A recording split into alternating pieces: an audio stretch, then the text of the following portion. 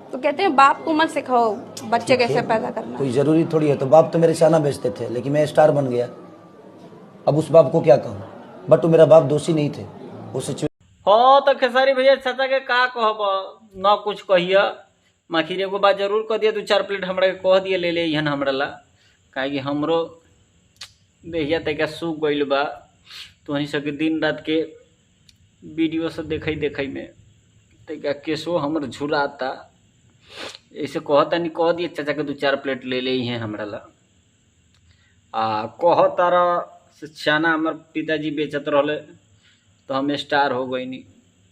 तो भैया जे तोहरा के स्टार बनलक तेकर तो होबे न कल, अब तू छपरा के जाता के का हो आय।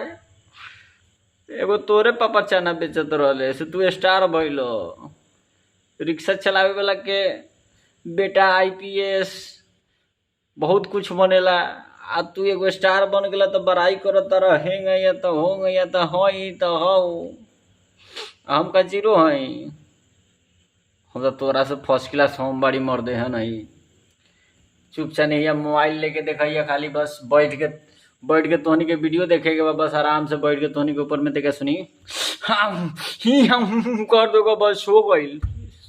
तोरा से तो बढ़िया हम बड़ी भैया। चलो खेसारी भाई बस इतना ही। प्रणाम, नमस्कार, जय हिंद, जय भारत, जय बिहार। बाकी हम छोट भाई तो तोर है बारी संजय बेदर्दी, कहियो भेंट मुलाकात कर लिया हमरा से।